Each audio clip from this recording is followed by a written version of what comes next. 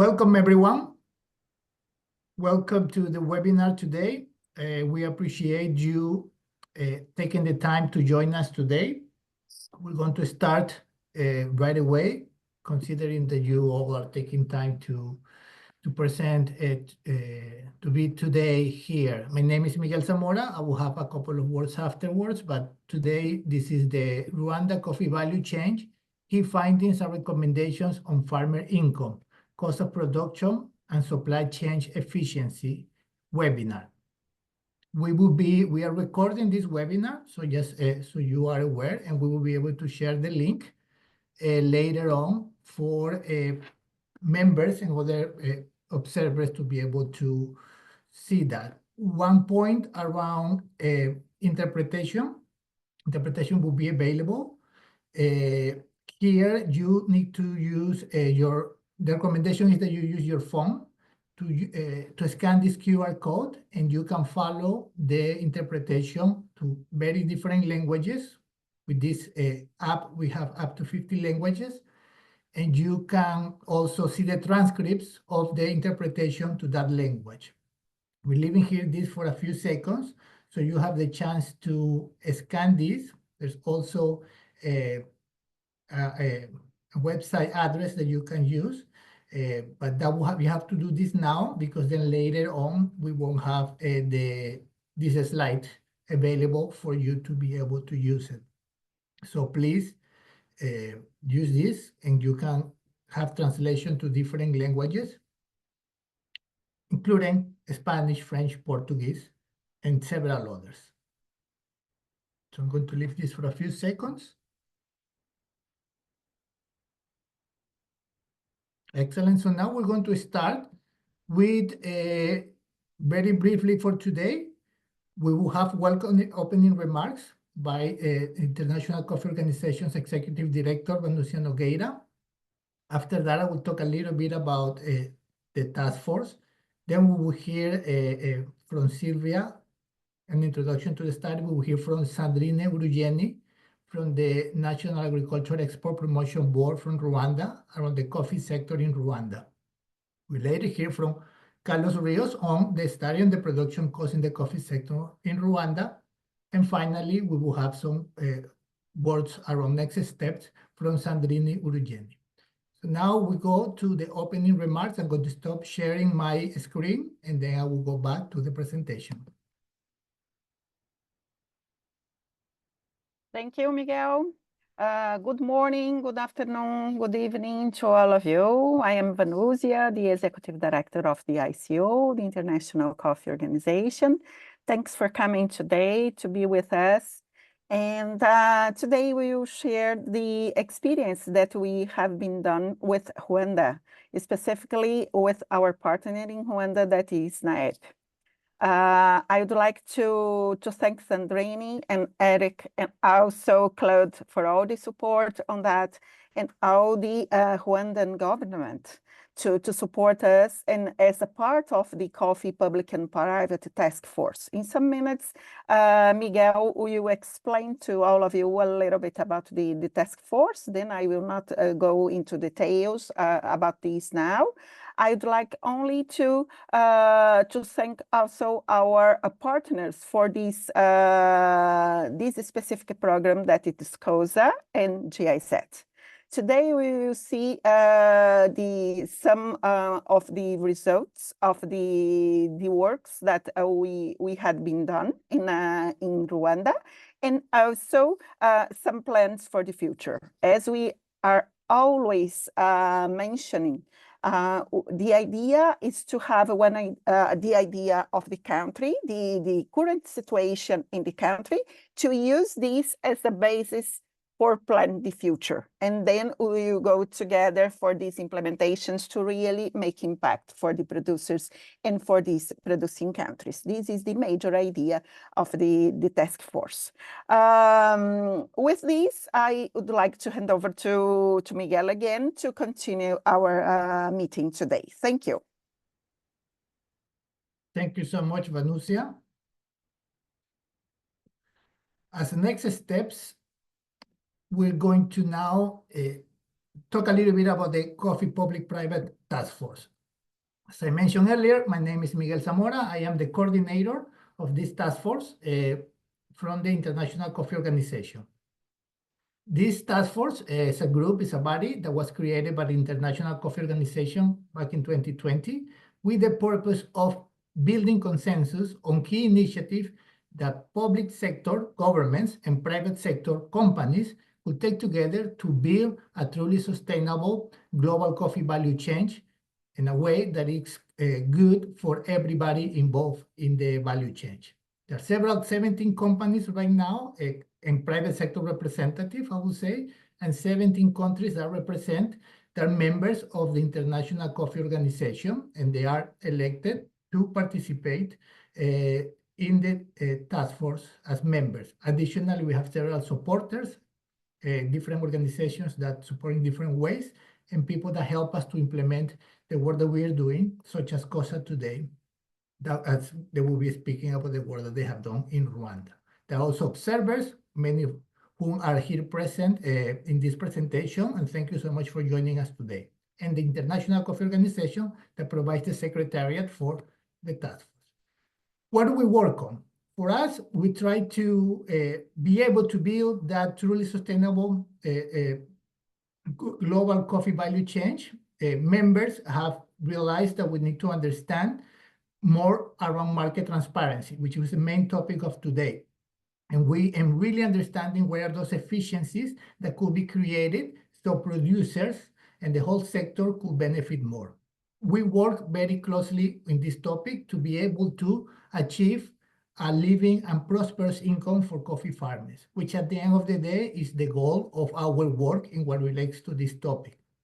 Additionally, in the task force, we work on the topic of resilient landscapes to try to tackle the major climate crisis in which we face, and what coffee and coffee farmers are also at the center of it, facing those challenges. And we do this work in different countries that closely align with the efforts that we want to achieve, and that open us and invite us to voluntarily work here and support these efforts, such as the case of Rwanda, and with NAEP, who has helped us, who has led all of this work here. We work very closely, trying to create also national coffee platforms, national dialogues, and the countries where we work.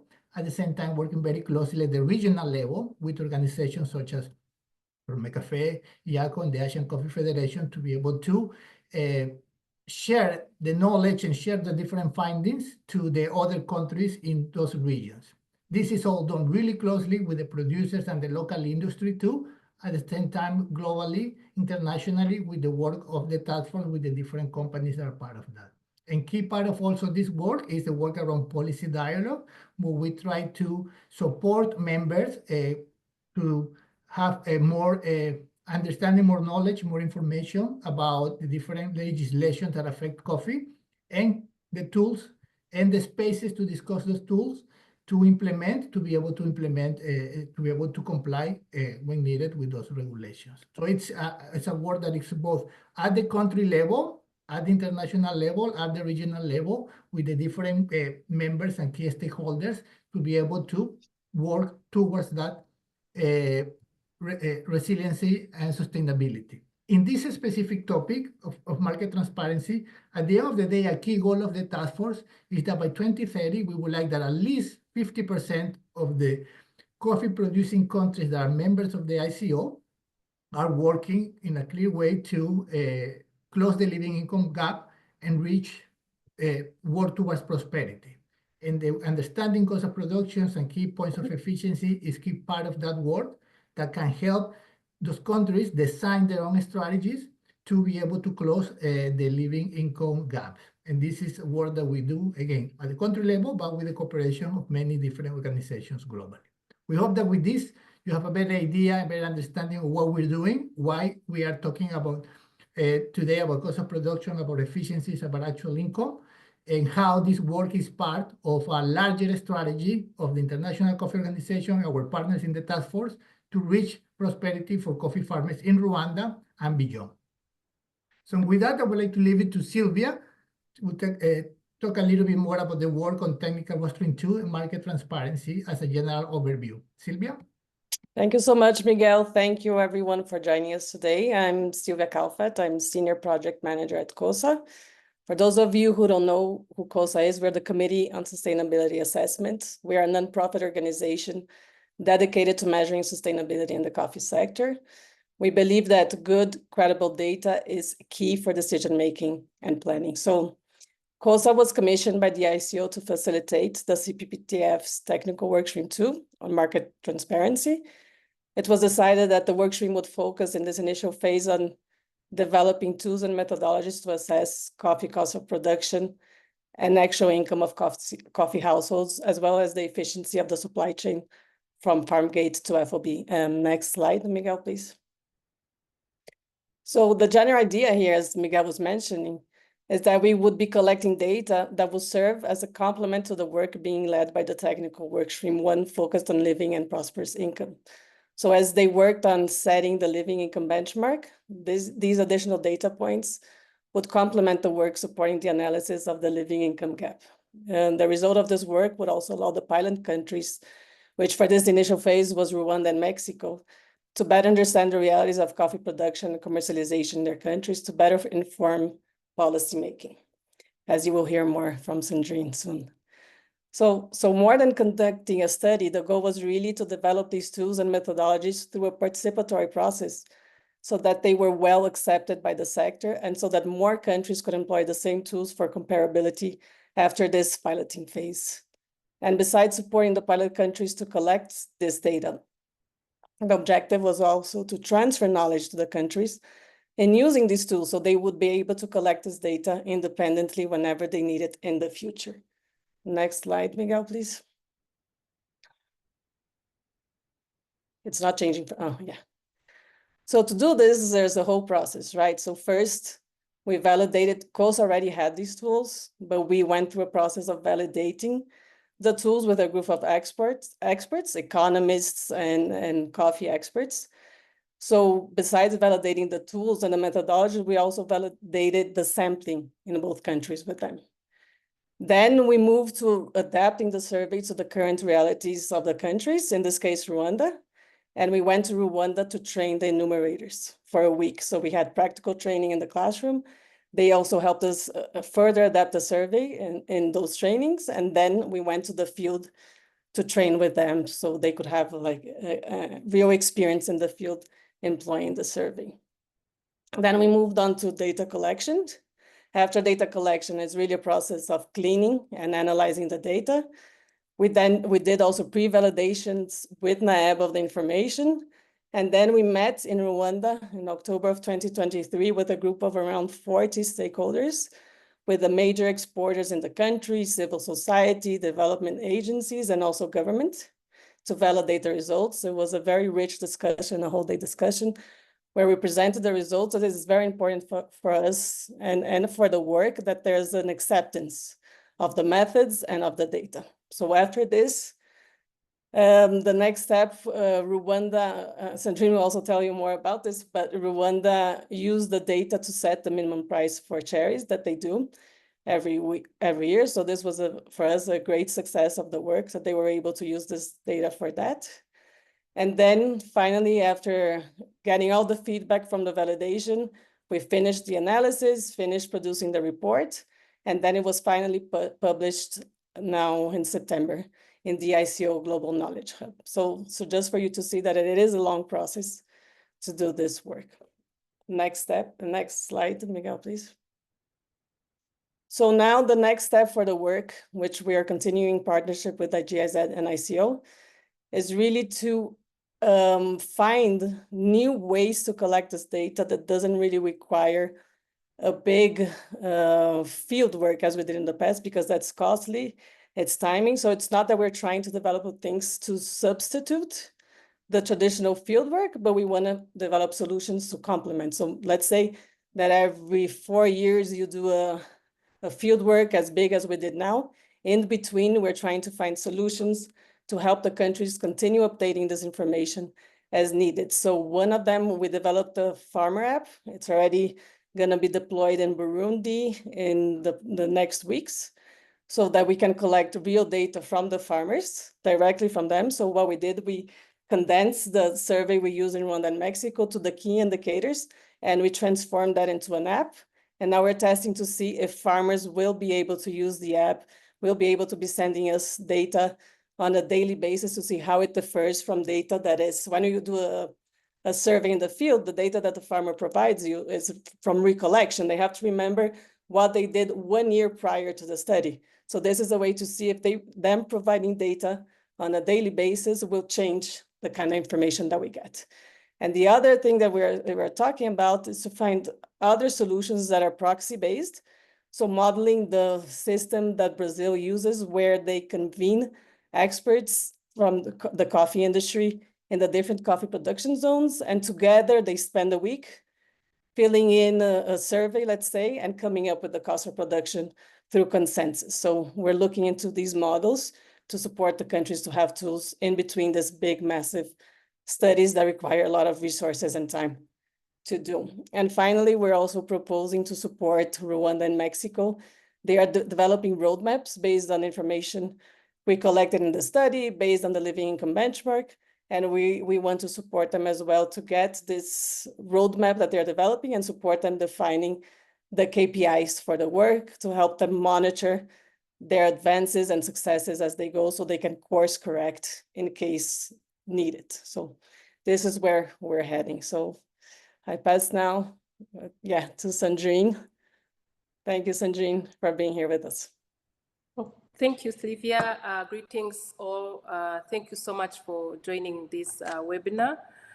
First of all, my word just for appreciation and gratitude for this partnership and this initiative from ICO. We really, as Rwanda, grateful for having been among the pilots of this, not because we have a big industry, but because of the consideration and the inclusion at ICO level. We thank you so much. And also our partners, GIZ, COSA, and the local partners that we joined us to undertake this important assignment.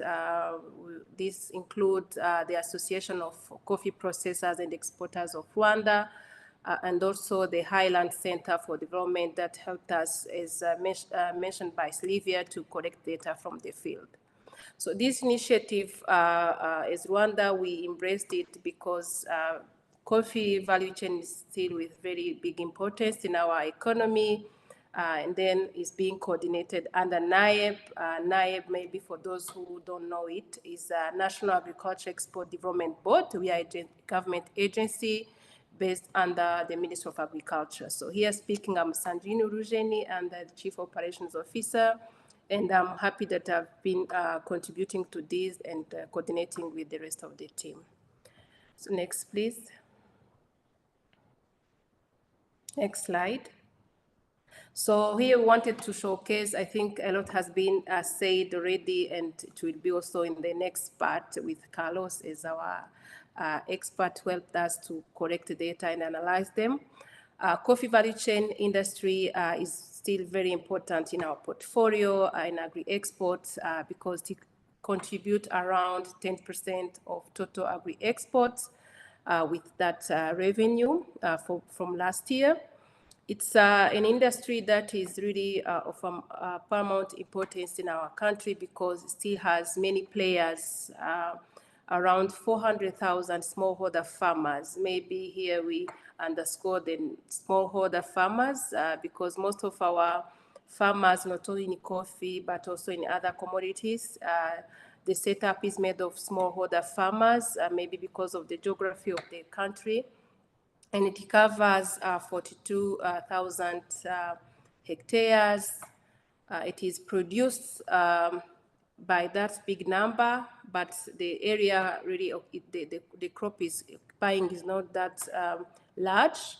And in this whole hectareage, we are producing around 20,000 metric tons up to 24,000 metric tons per year. Our coffee is made of 98% is Arabica bourbon varieties, but currently we are trying also to introduce some other varieties, including the typical ones, not only the bourbon varieties, in the spirit of diversifying our production. Is being processed by 313 coffee washing stations. From 2000, Rwanda embraced the specialty coffee. Before we used to process coffee in a traditional way, mainly non-washed coffee, but now we embrace the washing methods, and we have that number of coffee washing stations. And now the value chain, the processing is made of coffee, washing coffee and also having 19 dry mills. So most of the coffee, regardless of that, the volume, almost 95% is exported and only 5% is consumed locally. So this shows us the journey that we still have to do to really sensitize our people to also know the benefits of consuming coffee. And then 78% being fully washed. So since that time, from 2000 up to now, we've made a tremendous journey towards washing our coffee and toward improving the quality, because Rwanda is a small country. We can't compete in volume. Rather, we focus, our main focus is on quality. Make sure that our farmers and all stakeholders are sensitized to improve the quality coffee. And today we are happy that at least Rwanda is known on that quality coffee that is producing. Thank you. Next, please. Next slide. So the reason why Rwanda embraced this initiative among the beginners and being a pilot is because, as I've said, coffee has really a big importance to the economy of Rwanda. We wanted to showcase how our vision, coffee sector vision, through the overall sector vision, the PSTF, for this is strategic initiative for agricultural transformation. So it has many pillars, but all the pillars really are responding, or this initiative is responding to the wider vision of the country, this sector in our country being sustainable production and productivity, quality, value addition, and so forth. So this we can't achieve this without knowing the real cost of production. It doesn't mean that we didn't know the cost of production, but the way or putting together data for these 400,000 farmers, it was not easy. We tried to use means that we have, but when we learn about this initiative, we volunteered to be among the pilots so that we can harness this method. We can ensure that we have clear and reliable data that can inform other decisions. So that's why really we are convinced and we are eager to keep partnering and have clear data, because we know nowadays data is a very good asset for all decision making. So Rwanda embraced this and we continue to improve because after having this base cost of production, we are planning to have more initiatives regarding this, and we keep updating them and make sure that our farmers really are knowing what they are doing, what they are investing, and they are trying to be efficient as we go along. Next, please.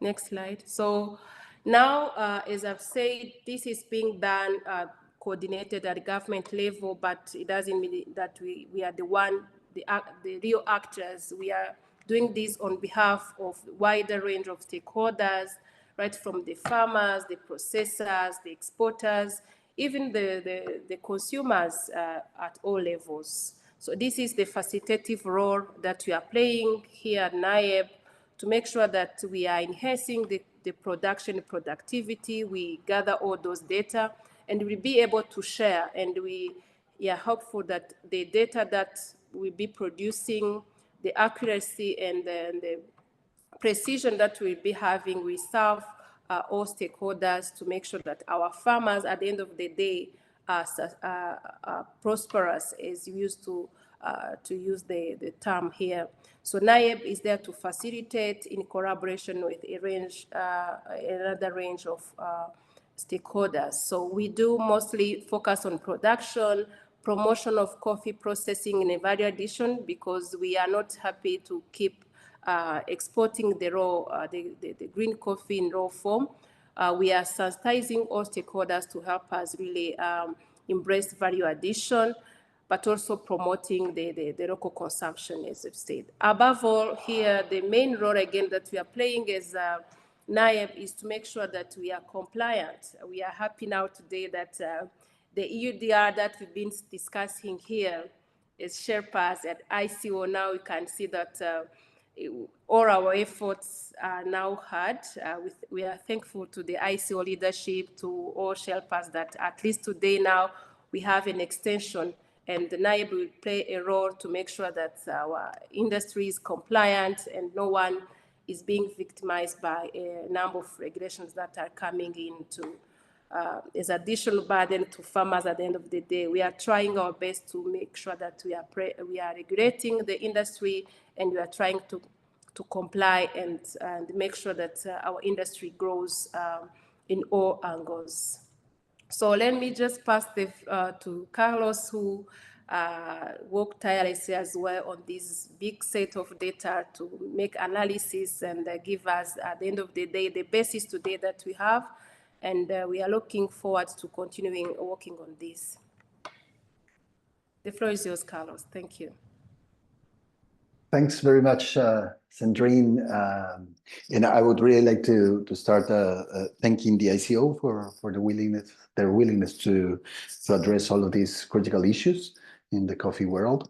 And of course, NIAB for all their support, and the Highland Center for their research support too. Can you go to the next slide, please? Well, so this presentation is going to be about these 4 key topics. You can see the outline there. We are going to be first just focusing a little bit on how do we do all of this data collection process. And the next 3 slides are going to be focusing more on the data that we find and the analysis that we did with all of this data. The second topic is essentially what is the characteristics of the farms and the farmers that we are going to be addressing, and from whom we gather all of this information. The third topic are the key findings. These key findings are essentially to address the cost of production, but also information about household income and the value chain efficiency, which we will discuss in a minute, and then some insights and recommendations. Can we go to the next slide, please? So the study is really centered in determining the coffee farmers' cost of production. This is kind of the key topic that we're going to be addressing. We have a survey that it's, I will say that mostly 70% or 80% of the survey is all of from the questions of the survey are allocated to identify the cost of production. But we also have a large set of questions to address the total household income, and of course other socioeconomic variables to characterize who we are dealing with and what is the information that it's relevant for all this study. So another important objective of this study is also to address the total household income, which we have some information, and also to assess the value chain efficiency, and it's how we are distributing the added value from coffee production, from the farmer to the exports. And we're going to be discussing a little bit about the methodology now. Can we go to the next slide, please? So in order to identify the cost of production, we needed to have a representative sample of the country. And for doing that, we used the National Coffee Census from 2015 to kind of use it as a framework to calculate what is the sample size that we need, and also to identify what are the most important districts where coffee is produced, and to have kind of a clearer picture of how can we make the best possible sample out of this. So in general, I will say that our sample is relatively large. We have 1,223 farmers, which we surveyed at the end of the date. Our original estimation was to have 1,222 farmers, and we allow a 10%, an extra 10% just in case we have non-response rates. And I think we did a good calculation there, because we actually managed to interview the number of farmers that we wanted at the very beginning. That allows us to have a 4.6% margin of error. So all of our estimations have essentially estimations around yields and around cost of production have a margin of error of 4.6%. And I think it's a very, it's kind of very precise data that we can get from a country that has various agroecological areas and a large number of farmers, as Sandrine was mentioning, around 400,000 farmers all around the country. Can we go to the next slide, please? Now, the next, please. Right. So how do we kind of distribute the sample? One thing is to identify the number of farmers that we want to address, to have some sort of precision on our estimates, but then we needed to select from these 400,000 farms. How we did this process, no? So we used again the national census to give us an idea of proportions, no? What are the areas that have the largest production? So we first identify the sample was proportionally distributed within the provinces. And when I say that, meaning we are going to allocate more surveys in the provinces that have more production and that have more farmers. So then within each province, we're going to be selecting districts. So how are we going to determine the districts? So this was a very interesting process that was developed by the Highland Center, and they wanted to kind of categorize the districts based on the number of coffee farmers and how many coffee farmers there are. So the idea was to try to capture districts that have a significant density of farmers and districts will have a low density of farmers. At the end, there were 4 categories of districts, and then based on experts' judgment, we select around, in total, I guess, 13 districts from the 4 provinces in Rwanda. We're not considering Kigali, by the way, in this case. Then from each district, we change a little bit the idea and say, okay, we now have how many districts we're going to be interviewing. Now we need to identify how are we going to be distributing or how are we going to be selecting the farmers. And then within each district, we select coffee washing stations. And the idea was to work with these coffee washing stations and randomly select a number of farmers such that we respect the proportion of female male farmers, we respect the proportion of coffee washing stations that are cooperatively owned and privately owned. So the idea is to have first a nationally representative survey that is proportionally distributed based on geography. No, what are the spaces that are that have the larger density of farmers, and then we select the coffee washing stations, and within the coffee washing stations, we select the farmers. About 40 farmers per coffee washing station on average.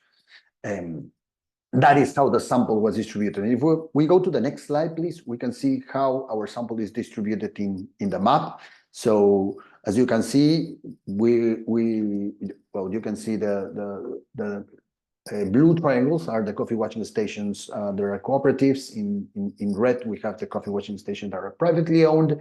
And then you can see some dots there, and the dots are around all of these coffee washing stations and are the farmers that were selected and where they are located. Now we have the geographical location of each of the farmers that we have interviewed. So this is kind of the overall survey was distributed. These are the districts that we were working with.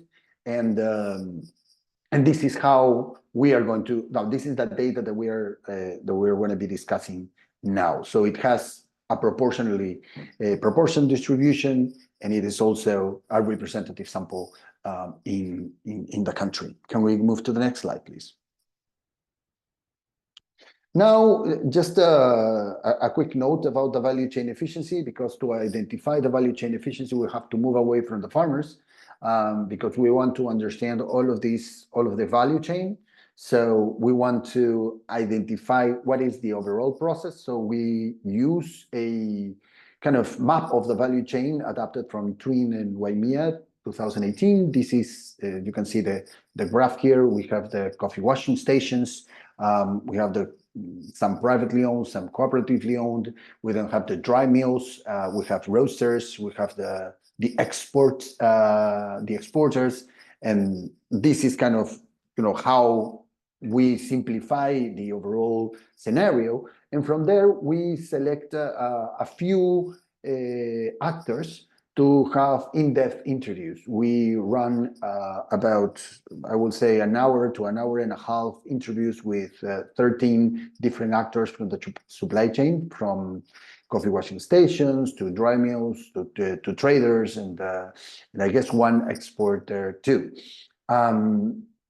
The idea was to essentially ask not only about their costs and about their activities and how they do all of the processes that they do, what is their participation, and also to identify what are the costs and profits, such that we can move from the farmer to the export market. One thing that is super important, though, is that this is not representative, as opposed to what we have done with farmers. This is not a representative set of interviews. Of course, you see that there's a large number of them. They are very heterogeneous. We didn't have the possibility to have a clean assessment here. I think we need significantly more interviews to go in depth into this process. But I think it provides an interesting overview of how the value chain works in Rwanda. Can we move to the... Okay, so now we're going to be discussing a little bit of the farm and farmer characteristics. So who are these farmers that we have interviewed? Can we go to the next slide, please? One of the things that we found that are really interesting is the age of farmers. And essentially, the thing that is more interesting is the differentiated age between female farmers and male farmers. The average age is 54 years old, which is something very common in coffee farmers around the world. Farmers are older than 50 years old. Farmers are aging, and that's a fact. But in the case of Rwanda, we have that the female household heads are 10 years older than their male counterparts, as you can see there. And this is how their ages are distributed. And then you can, one of the things that you can see is that there is a smaller concentration in the young farmers. So if you see this side of the distribution, we have less than 20% of the farmers that have less than 35 years old, which is something to consider. And then we have an important number of farmers that are older than 65 and 70 years old. So farmers are aging, and that is something to consider, but also female-headed households are aging faster, as you can see from the graph. One of the things about these is that female-headed households are significantly more vulnerable than male-headed households. For instance, only 15% of these female-headed households live with their partners, as opposed to their male counterparts, which are 91%. So these are women that live essentially alone with their kids, and or alone or by themselves, and they're running their coffee farms. So this is something to consider and to have an eye on it. Can we go to the next slide, please? Also, one of the things that we note is that there's an important amount of family labor. So there is availability of labor within the household. So it is relatively large. The household members are on average 4.8 members, and around a little bit less than half of the household members do actually work on their farms. So we have that within coffee farmers, half of their households work on their farms. We observe also that in general, the household members that work on their farms have lower levels of education than the ones that work away from their farms. And we're going to be talking a little bit about that in a minute. In general, we observe low levels of education. 6% of the labor supply for agriculture has completed lower secondary schooling, but something that also it's very important, and in a way it kind of compensates for the lack of formal education, is the important experience that farmers do have in cultivating their coffee, which is more than 24 years of experience, which is something super important. So we have experienced farmers although with low levels of education, but with important experience. Can we move to the next slide, please?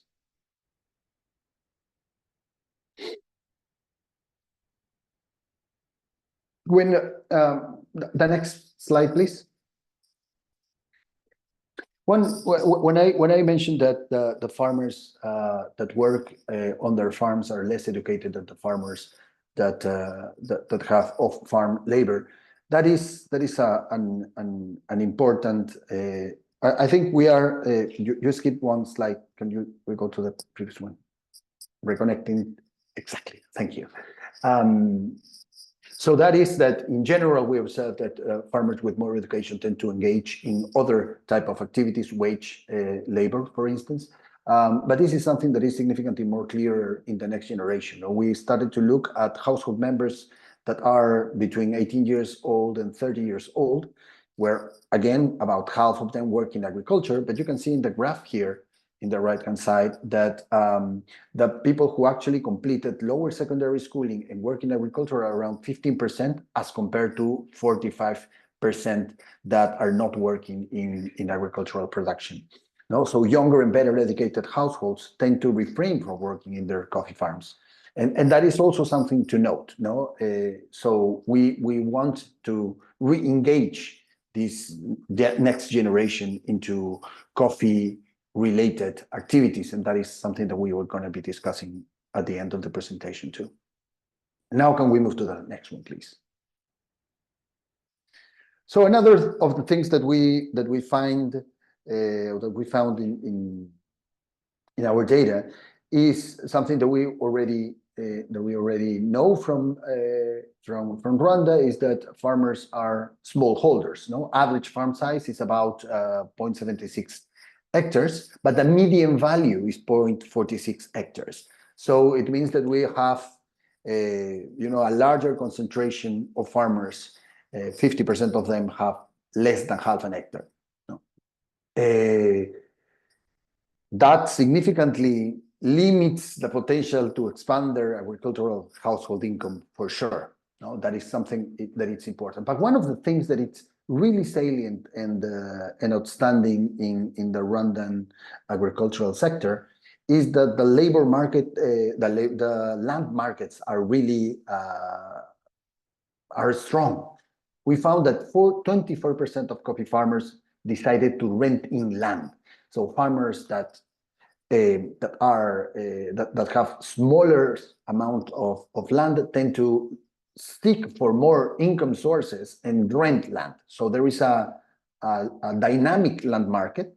They rent on average 0.15 hectares, which is, well, like 30-something% of their total land, the total amount of land that they actually hold, and they use it to plant seasonal crops.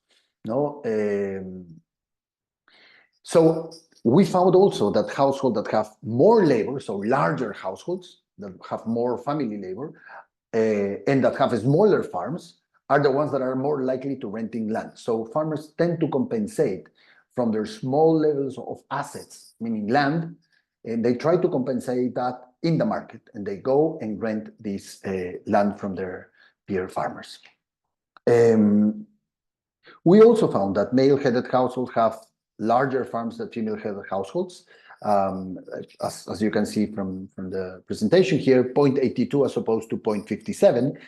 Talking about just average, if we talk about median values, it is even worse, the difference. And so we are seeing that with the female-headed households, they are older, they have less family members, they have also smaller farms. No, so their vulnerability is significantly large. Can we move to the next one, please? And one of the things that it's also important to note from Rwandan coffee farmers is that they diversify the income, and that is very important. No, so it is not so well. You can see that there are some farmers that are concentrated on having only coffee, but those are the minorities. As you can see from the table here, so the larger farmers that have more than 1 hectare, for instance, have only 31% of their plot with coffee. And the smaller ones, the ones that have less than 0.185 hectares, they tend to have larger concentration of their coffee farm, of their farms with coffee. It is very interesting that they do not just concentrate on coffee, and they seek to diversify, especially with seasonal crops. As you can see, seasonal crops are kind of half of the overall production. They also have some fruits, they also have some forests and some other uses. But what is interesting is that they do actually have between 2 and 3 crops is what they harvest beyond coffee. No, we also in the right-hand side of this table, you can see the Herfindahl index of crop diversification. What it means is it's an index that goes from 0, which means 0 diversification, to 1, which is the maximum possible diversification. And in Rwanda, we find an important level of diversification, 0.2, considering the small size of their plots. And that is very interesting for not only for food security, but also for income possibilities and risk management in their farms. And can we go to the next one, please? Well, now once we have this characterization of the farmers and their farms, so we know that there are farmers with little education, but with large experience. We also know that they have small farms, but they are diversified. When we are talking just about the coffee, how is the coffee distributed? How does it work? And we have that the average coffee area is 1/4 of an hectare. That's the average, but the mean value is 0.14. No, so it's really right skewed. It's a distribution that tends to the lower end. But it is not just that the coffee area is small, but it's also atomized. So farmers have on average 2 coffee plots. So on average, we have one farmer that has 2 coffee plots of 0.13 hectares, if you want. So 1,000 square meters of land in each plot, which are 2 plots separated from each other, and that have only 1,000 meters, which means that it makes a little bit more difficult all the management. Here is how it is distributed within the 4 provinces, within and between the provinces. You can see in the east we have the larger farms here, but you can see from these box plots, the box plots within this within the horizontal lines, we have a concentration of 75 of the overall sample, so 25% is away from here. So we see that we have some larger farmers that have 4 or 5 hectares. That's fine, but we are very concentrated on the small side of the distribution, as you can see here. By the way, just don't get fooled by this, by the way the scale it is. In order to make it more visible, we use a logarithmic scale here, but you can see the numbers here that allow you to see. For example, below 0.1, you can see that the north has more than 50% below 0.1 hectare. Whereas in the case of the east, you have like 75% below 0.5 of an hectare. No, so those are the differences. But I think that in general, it's important to note that we have differences between regions, but also within the region. So in each of the, or region or province, within each of the provinces, we have a large heterogeneity too. So farmers are really heterogeneous. Coffee farmers are really heterogeneous in their farm sizes. Can we move to the next one? Well, now some characteristics of the coffee. About a quarter of the coffee is planted in steep slopes, and we can see that planting steep slopes has some effects, some negative effects on productivity. That happens with a quarter of total farmers that we have interviewed. More than half of the farmers have at least some level of shade trees. 13% of them have less than, I think it is less than 25% of their total coffee covered with shade. What it means is that in general we see an important coverage of shade trees in some areas, but there are some areas that we don't see any shade trees too. Coffee is produced between 13,000 meters and 2,150 meters. Basically, this is 90% of the data. And we observe also that the lower areas tend to have a larger portion of their coffee covered with shade trees. There's a lot of intercropping in Rwanda for food security, but also to enhance nitrogen levels in their coffee farms. So we observe some crops, seasonal crops that help provide some nitrogen to their farms. Let's move to the next one, please. So we have also seen that there's a large concentration of old trees. So we have about 39% of all the trees that we observed that have more than 30 years.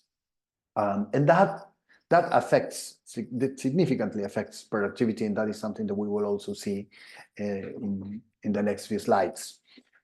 We see a little renovation. We have 5.4% of all the trees that are just recently planted. Well, maybe between 3 and 15 years, which is the most productive age of the coffee trees in general, generally speaking, this is a bit more than a third of all of the coffee. Old trees is something that it's important to note. It's not only that about 40% or a little bit less than 40% of the coffee trees are old, but also we see that 26% of the coffee farmers have all their coffee trees older than 30 years old. And that is a lot of farmers having old trees without any renovation in more than 30 years.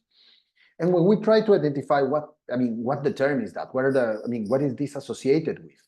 We found that the older coffee farmers tend to have older trees, so the younger ones are the ones that do more renovation. Male farmers too are more likely to keep old trees than female farmers. We also, this word of empowerment, more and less empowered are farmers who see their future more positively than their current situation, but the ones that do not see that are more likely to have old trees.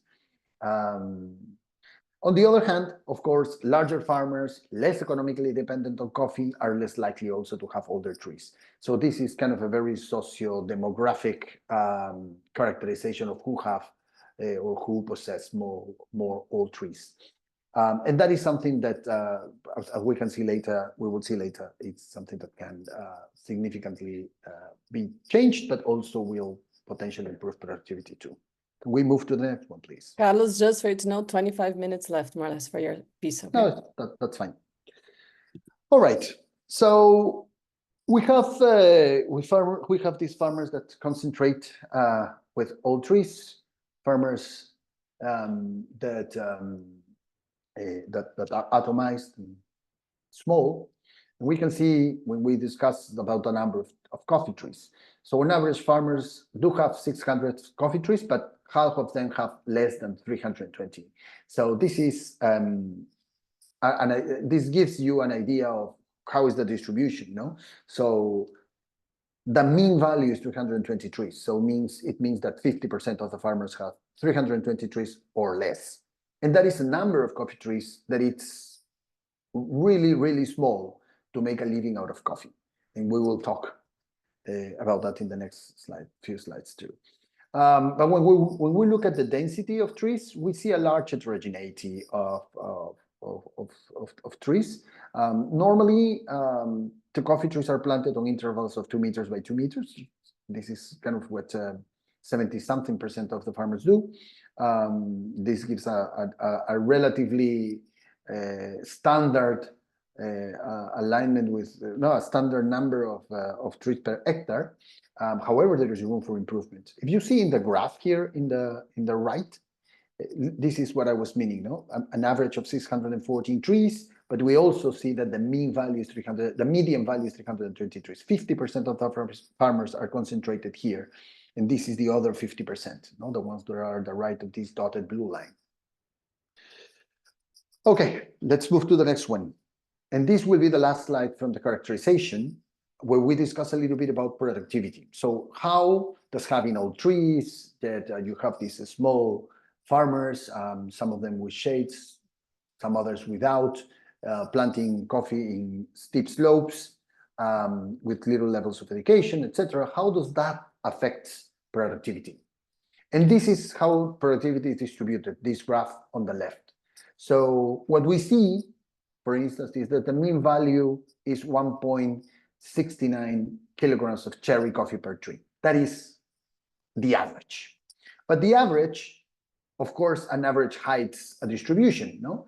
So, well, 50% of farmers do less than 1.33, if you can see from here, but you can also see farmers that produce 2, 4, even 6. And in this graph in particular, we show only positive values above, below 6, but we find like 5 or 10 farmers that have 8, 10, but we kind of didn't put them in the graph just to, I mean, because otherwise it would be a very ugly graph. But you can see that there is a lot of potential to significantly improve. There is nothing that differentiate, I mean, technically nothing that impedes other farmers to produce 4, 6, 7, or 10.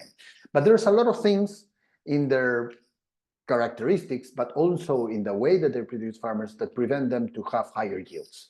No, higher productivity levels is associated, of course, with experience, but also with leadership, with good agricultural practices. Not all of them do good agricultural practices. For instance, mulching, resource management, fertilizer application, the quantity of fertilizer applied, pest management practices, access to any source of credit, amongst others. And I will say that the good agricultural practices are a critical issue here that will allow farmers to improve their yields. But lower productivity also is correlated with the steep slopes that we mentioned, with low tree density, and of course with the presence of shocks. People that, however, the presence of shocks without any adequate pest management, because when we did the interaction between having shocks but also having adequate pest management practices, it does not really affect the productivity. It is important just to mention that this is the productivity per productive tree. No, we are only considering the plants that are productive, not the ones that are not. Let's move to the next one, please. And the next one. Now let's just focus a little bit on our key topics. First, let's discuss a little bit about the cost of production. So what we found so far this year is that, or in 2023, with data from 2022-2023, is that the average cost of production was 181.7 Rwandan francs per kilogram of fresh cherry. This number is it's just slightly higher than the one found in a previous study in 2016, which was 179. So what I would say is that there has been no significant change over time, but what has changed is the distribution of the cost of production, as you can see here. For instance, one of the things that it's important is that the role of paid labor has significantly lowered in the last 5 to 6 years. So farmers tend to use more household labor.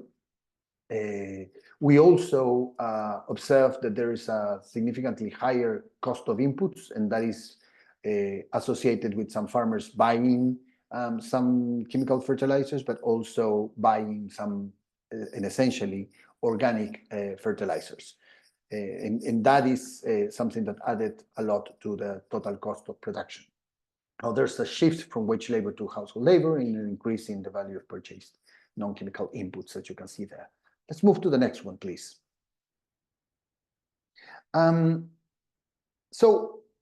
But we didn't want to stop there, because the costs that we were observing were essentially household labor, paid labor, depreciation of productive assets, and the cost of inputs, which includes chemical fertilizers, organic fertilizers, pesticides, which are the ones that are comparable with the study in 2016. But we wanted also to look at other potential costs for the farmer that are some studies do consider them, some others do argue that they are not relevant to be considered, as there can be, for example, let me show you, for example, the cost of transportation can be considered as a marketing cost.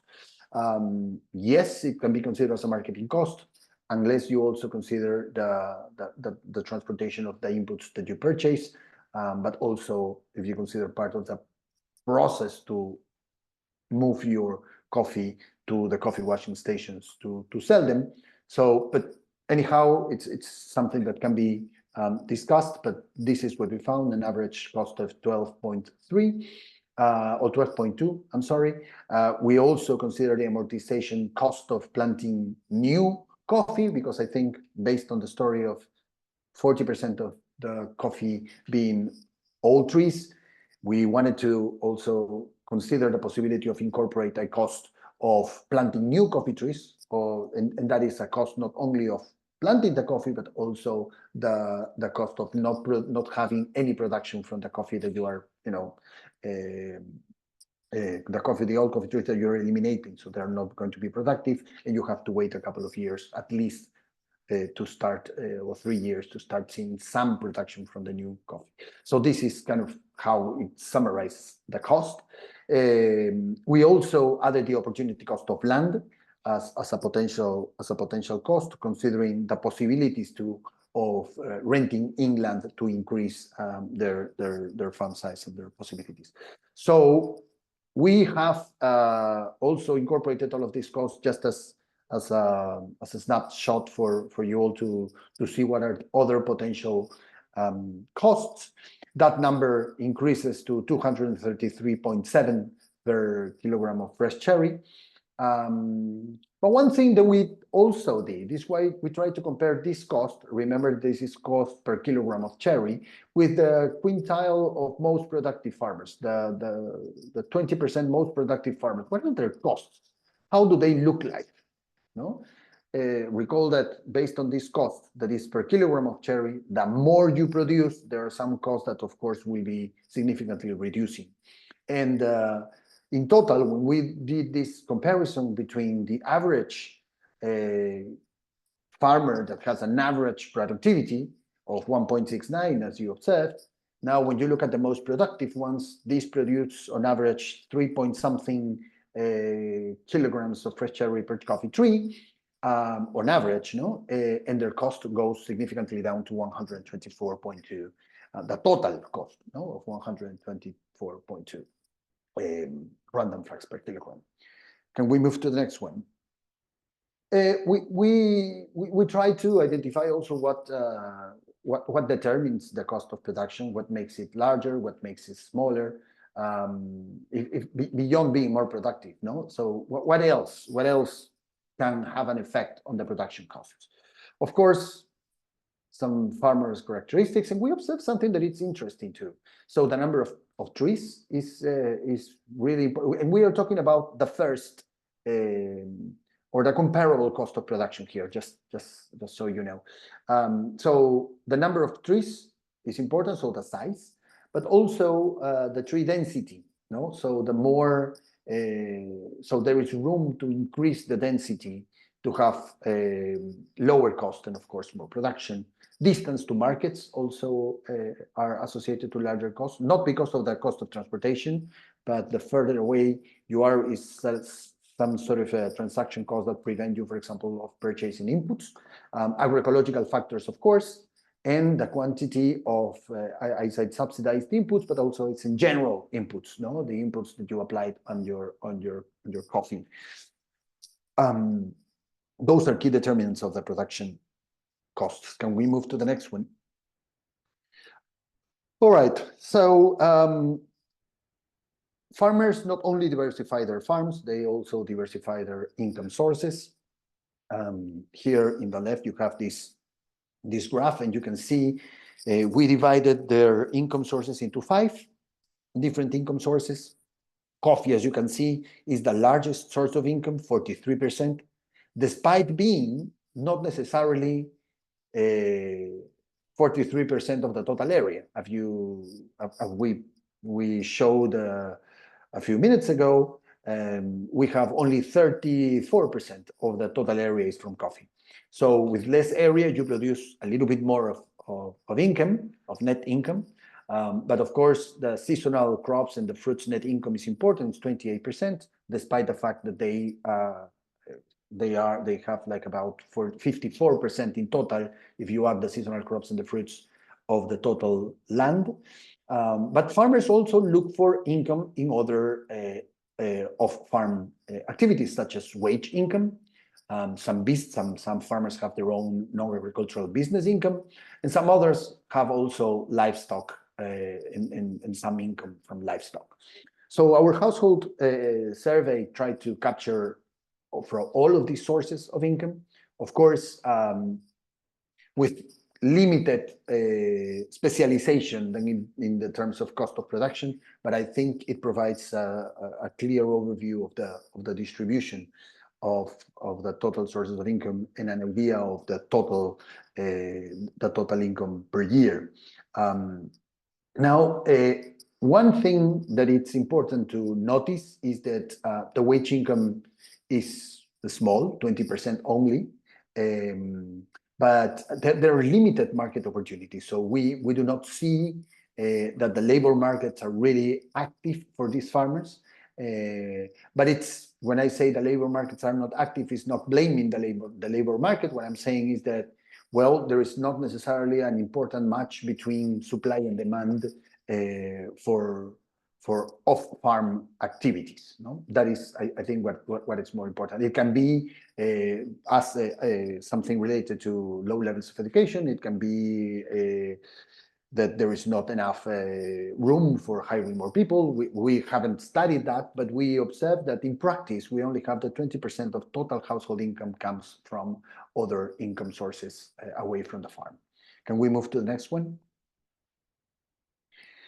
Okay, so the other part of the study is the value chain efficiency. For the value chain efficiency, as I mentioned before, we did a non-representative assessment of 13 different players. We had, I will say, very interesting and significant interviews that lasted between an hour and an hour and a half. We found a couple of things that were for us very, very important. The first one, before going to the graph that I think it's important, we observed that there's a limited number of stakeholders that, I mean, go all over the value chain and that capture significant value added from farm gate price to the FOB price. So there's a lot that is captured by large companies that have, you know, various arms in different stages of the value chain. And the other aspect is that there is an important room for improvement for farmers if we consider the idea of association. And that is something that we will talk in a minute. So here is how we make all of these things work. So this 2.9 is the total farm gate price, $2.9 US per pound of coffee, I guess. So here is the farmer's profit. Here's the farming cost of production. One thing to note is that the farmer's profit is significantly large. So as we say before, if you even consider the larger expression of the coffee costs, it was 231, but the coffee price can go, well, at the time was 480 Rwandan francs per kilogram of red cherry. So yeah, there can be profit on average, but there's of course some farmers that do not make it, and farmers that have larger profit. This is just averages. And this, of course, does not include all of the other potential cost here. We are working here with the basic cost of production here, not the extra cost that we added later. But from this 290, which is the price that it's delivered to the coffee washing stations, the coffee washing stations have their own cost of wet milling, which is transport, labor, depreciation. Sometimes they pay some farmers' quality certification bonus, whatever, which accounts for 0.4, as you can see here. And they also have about 10% of profit. And this 10% of profit, if you have this 0.61, is 0.61 of all of this, of the 0.4, of the 0.68, of the 1.76, and the 1.14. So this profit is the profit of all of this. They have to pay for the coffee from the farmers, and they have also some costs that they add in. From all of those costs, they have around a 10% profit. Also, they deliver it to dry mills for the dry milling process. The dry mill also have its costs, but also has its profits. And then the dry mills deliver this for exporting. The export costs have sacks, logistics, handling. They have their own costs, but also their own profit, which is a little bit larger than what we have observed. Just note that we don't, again, this is not representative. It's just to have kind of a snapshot of what we have, and it gives you an idea of where we are. But one of the things that we capture from here is that there is important room for farmers to organize and to organize into cooperatives or other form of organization to try to capture also some other parts of the income coming from the value chain. There is an important room there, an important room also for high quality coffee and all of the scenario around it, higher prices, but also higher costs, but you need infrastructure to do that. And there's a lot of things that, putting together small farmers can help to this end. Let's go to the next slide. I think we have just a few more left. I have 3 more left. All right, no, maybe a bit more. Okay, so the next one, please. So yes, thank you. So in a nutshell, one of the things that we have been talking about so far all around this conversation is that, farmers do actually have a significant room of improvement. You can see that in the distribution of yields. We here try to have a measure of technical efficiency. Technical efficiency means how able you are as a farmer to given a set of inputs to make the maximum output out of it. And so this measure goes from total inefficiency 0 to 1, which is the most efficient. And it's a measure, it's a relative measure. This compares farmers with farmers and coffee farmers in Rwanda from themselves. So from the most efficient farmers, the ones that get the most out of their inputs, we see that there is significant room for improvement. You can see a lot of farmers that have very low levels of technical efficiency, below 0.6, below 0.7. They can improve significantly to increase their levels of efficiency. This efficiency is associated to good agricultural practices, specialization in coffee, certification, assets, and lower levels, of course, are associated to shocks, essentially associated to shocks that actually diminishes the ability of farmers to move beyond, and especially if they're small and with not necessarily a lot of tools to overcome the effect of the shocks, which calls for the idea of resilience, and the importance of that notion for coffee farmers. We move to the next slide, please. 10 more minutes for you, okay, Carlos? See, that's fine. In 10, I can do it. So we see that there is significant room for improvement in productivity, as we saw, but also to lower costs, and that is more associated to the notion of efficiency. If we manage to improve technical efficiency, we could manage to boost productivity, but also decrease production costs. So moving farmers to the most efficient quartile, it means the 25% more efficient farmers, not even to be on the top of the tops, but just on the most efficient quartile. So productivity can almost double to reach 3 kilograms of cherry coffee per productive tree. So it's actually doubling the productivity, and the production costs can lower down to 114 per kilogram of fresh cherry. So there's a lot that we can do with improving efficiency. There's a lot in terms of productivity and a lot in terms of cost reduction. And of course, if you add these two things together, you will have higher yields, more production, more gross income at a lower cost. So it means that your net income increases. And we move to the next one. One of the things that I wanted to also mention here is that, yes, there is a lot to do with technical efficiency improvements, but farmers' incomes based on the size of their farms is also really small. And this is also something to consider. Even if you can double incomes, it is still a very low level of income per year that farmers can actually get. So we need to think beyond just increasing efficiency or increasing productivity or being more efficient in reducing the cost. There are more things to think about. And this is something that led us to think about increasing farmers' participation in some sort of vertical integration models. And this is what you can see here in this graph. Now, if you, this is expressed in thousands of random francs per year. So if you sell your, so no, this is a typical data you can see here for 300 trees and a production of 1.69 kilograms of fresh cherry per tree. Just thinking without any productivity changes, what can we do in vertical integration models? Just selling their cherries to coffee washing stations prove that you can get a significant extra amount. And this is something that we assess also in the survey.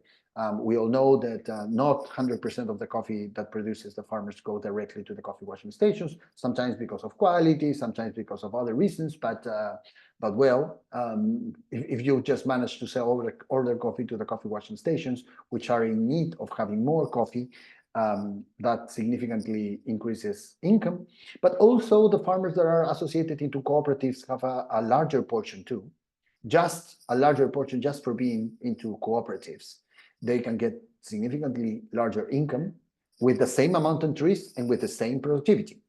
But also when you think about vertical integration, which is the ones that we're talking about now here, for example, if you decide to produce dry parchment coffee, that gives an extra 53,000 random francs. But if you actually produce green beans, that also increases your income. And finally, if cooperatives are able to export by themselves, that gives a significantly larger amount of income. So this is, of course, a simulation. It, of course, requires a lot of effort, but I think the idea here is that there is significantly more to do with farmers, not only with the farmers as individual farmers, but also as groups. And if we manage to have some sort of organization of coffee farmers that put together farmers, there are chances to be and to engage into other aspects of the value chain, getting significantly more income. Let's move to the next one, please. So no, not that far. We need adequate models a little bit before that. Okay. So of course, to do that, it's important that any cooperative needs accountability, transparency, governance, there's seed capital. There's a lot of things there. It's not as easy as let's organize farmers. And for farmers, of course, there's training that they need to do in all of the stages of the coffee value chain if they are to engage into a cooperative model or to a farmer organization. There is seed capital that it's needed, and there's a lot of things. So it's not an easy task. Let's go to the next one, please. One thing that it's important to consider is we mentioned the idea of that farm size is really small, and coffee area is really small, and it's a critical issue there. And there is something that part of the story is to think about who is a coffee farmer in Rwanda. If you have 1, 2, 10 trees, are you a coffee farmer? Do you need to have all of this agricultural support? how does it work? Maybe they're not necessarily coffee farmers, and there is a question that needs to be raised around. One of the things that it's also important to consider is that the aging of farmers. It is expected that in the near future, these farmers are going to be giving their land to their kids. If you have on average 0.26 hectares of coffee, if you have 2 kids, then in the next 15 years, you're going to have 2 farmers that will have 0.13 hectares each one. And that is something that we need to think about, leading this to, of course, further atomization of land. One of the positive things that are in Rwanda for this particular issue of the heritage process has to do with the dynamic land market that has Rwanda, and that it's anchored on the Rwandan history of the strong property issues that are in Rwanda that allow for this market to be dynamic. One of the things that we found is that having 620 trees, which is the average, is not really enough for farmers to have a good living out of coffee. So our estimates are between 800 and 1,200 coffee trees are needed, to think about something a little bit more important for coffee farmers. That does not mean that all farmers have to have 800 trees or more. Of course, that's a process, but just to have an idea that a mean value, meaning that 50% of the farmers having less than 320 trees, it's kind of an issue that needs to be taken into consideration. Let's move to no, we have 2 more.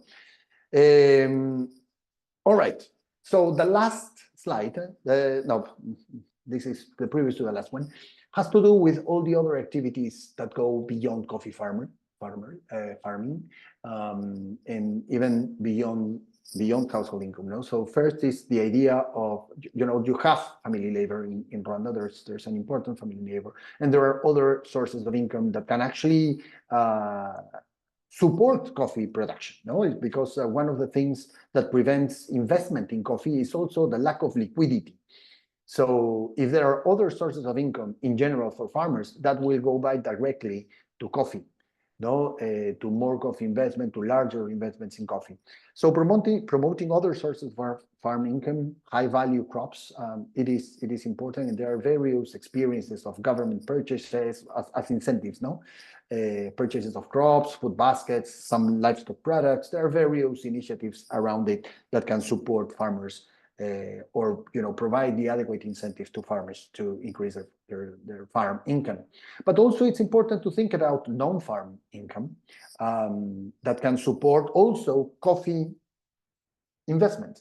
For example, tourism, if you are thinking of a community, but if you're thinking at the individual level, handcraft, technology, some building capacities of young farmers to actually, for example, if you're thinking about farmers organizations, to work in the farmer organization, in the cooperative, and to have different activities around cooperatives, which are not necessarily non-farm incomes.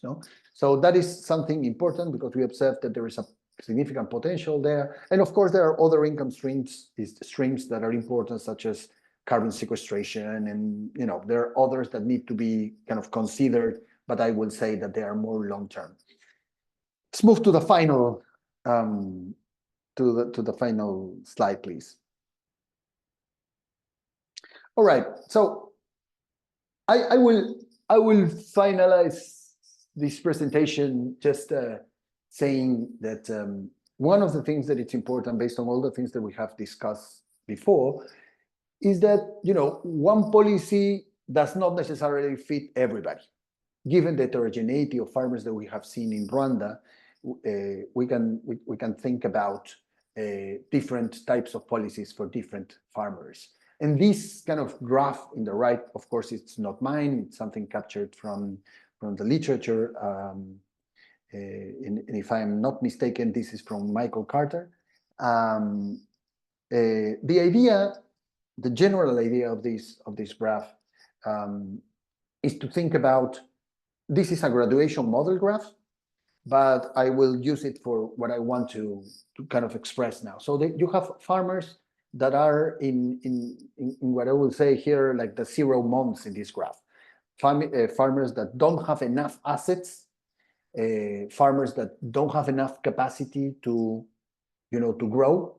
And from those farmers, it is important to think about providing them with a minimum set of assets to be able to develop in the future. So there is a minimal level of assets that are needed. For example, more coffee trees, for example, incentives to have more land. There are various types of initiatives because there are farmers that the level of assets is so small that they are always in what the literature calls the poverty trap. You can do whatever you want there, and they're not going to be able to make it. So there is one stage and one type of policies for this type of farmers. But then when do you have farmers that have a minimum set of assets, or even in this kind of continuous thing, once the farmer have a minimum level of assets, then we can think about improving their skills to make the best out of the coffee that they can do. So this is the efficiency model, to try to improve the efficiency of farmers, to teach them that you can do this and you can improve your input here. If you do this, you can get a little bit more of that, but not necessarily thinking about investment, but just in doing different practices, in doing better with what they have so far now. Once you move in this story, in this curve, and then you have farmers that have a minimum set of assets and a minimum skills, then we can think about investment. And for investment, we can think about access to credit, insurance, and some other types of products, of policies, of whatever, to support them in this process. So the idea is that different types of farmers are at different stages and that they need differentiated policies according to the needs that they have at the time. And I will finalize just saying that it has been really, really enriching this experience. I think I've learned, and we as COSA have learned a lot from all of this study and from our partners in NAEB and the Highland Center, and of course from the farmers and the people that we have the chance to interview. So thank you very much, and I leave the floor for Sandrine.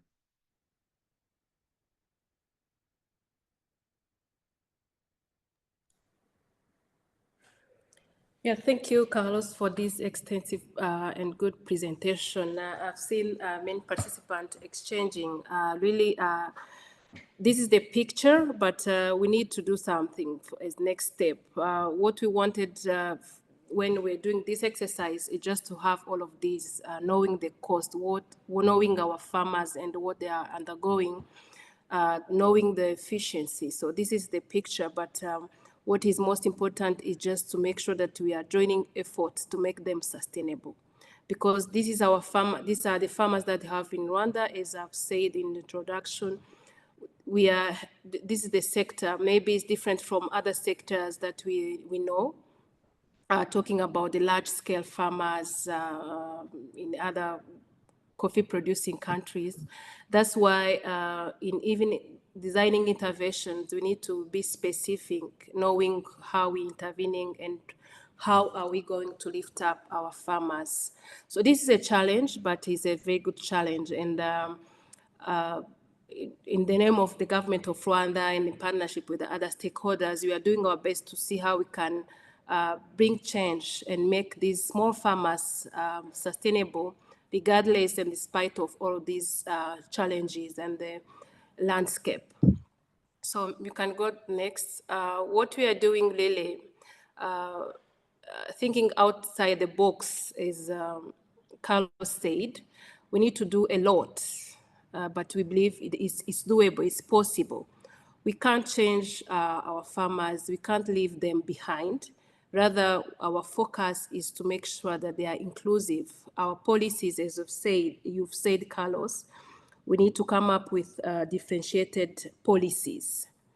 So what does it mean? It means that we need to consider each category of our farmers and bring about some policies that will help them survive, with them struggle and be even economic viable. So one of the things that we are doing is, yes, the strategy. Now we are looking forward. You talked about so many issues, one of them being old coffee trees. We know coffee is a tree, it's a living, we need to make sure that our old coffees are rejuvenated. This is one step that we are making, having more than 39% of our trees being old. It immediately translates into low production, low productivity, and our farmers will not get required revenues from them. So one of the things that we are focusing on is the rejuvenating our old coffee trees. Also, coffee value addition, I think this is coupled with what you mentioned, Carlos, as well, regarding the reconnecting the next generation. So we have old coffee trees, but also we have old farmers, 54% being old farmers. I think this is another challenge that we need to I think, motivate youth and to come and join this sector. It's hard to motivate them with the landscape that we've seen in production side. So it's good now to add value to make this value chain attractive right from the downstream. We are trying to improve how, instead of exporting raw from why can't we add value and even increase the employment of these youth people? Because once attracted at this level of the value chain, they will be motivated even going back to increase the production from the farm. Another key priority for us, which is coupled with this value addition, of course, is the promoting local coffee consumption.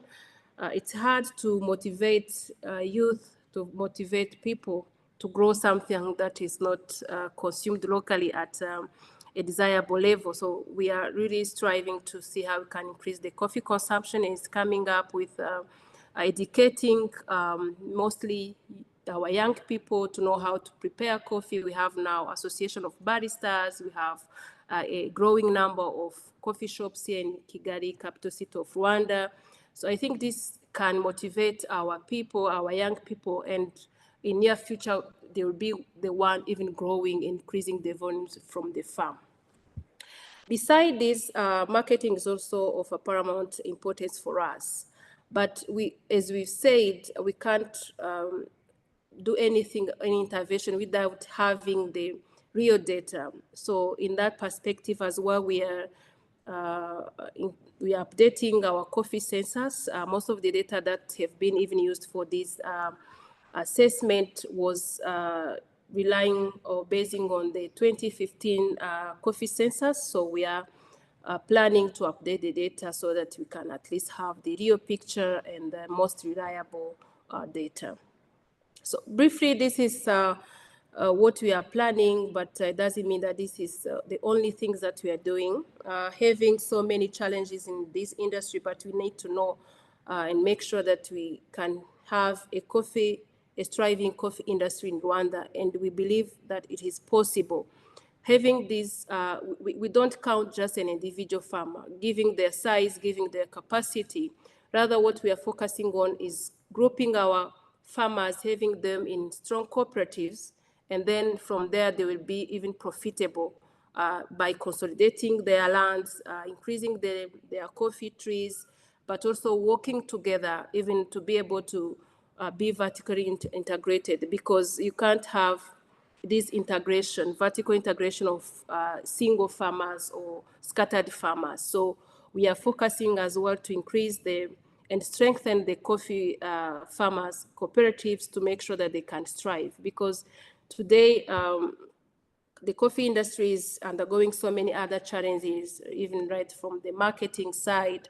So we have to make sure that we are making a strong base of farmers who can be sustainable, who can strive, and make sure that they are making a living out of this coffee. Thank you. Sylvia, I think it's up to you now for the next session. Yeah, Miguel, actually, and Vanusia, if you want to wrap up. For our side from COSA, thank you so much for participating, for being so interested in the topic. And We're very thankful for all the nice comments you guys gave us here in the chat. And we'll get back to you for those questions that haven't been answered. Thank you.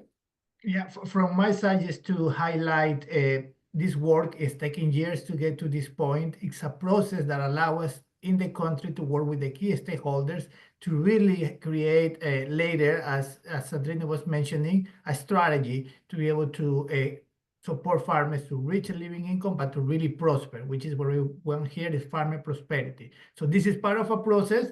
We're glad to have been able to share this with you, and the work will continue, and we'll continue supporting our partners in Rwanda for next steps. I just want to thank again to all of you and to say again that we cannot solve this kind of challenge alone. We need to collaborate, we need to cooperate between all of us, and we need the support and all the initiatives that you have, all the innovative ideas that you have. Please let us know. We are open for that. And our point as ICO is to support the major challenge that we have and for sustainability in coffee. And this is represents a lot for us, for the producers. And I would like to finalize today inviting all of you to be together with us, helping these producing countries. And again, congratulations to COSA, GIZ, and all the members and the partners that have been working with them in this specific case in Rwanda. Thank you all for the audience.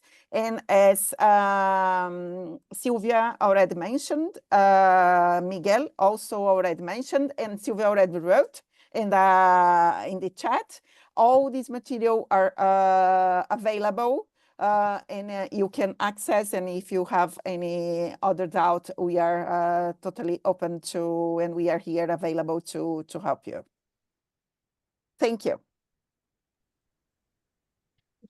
Thank you, everyone. Bye.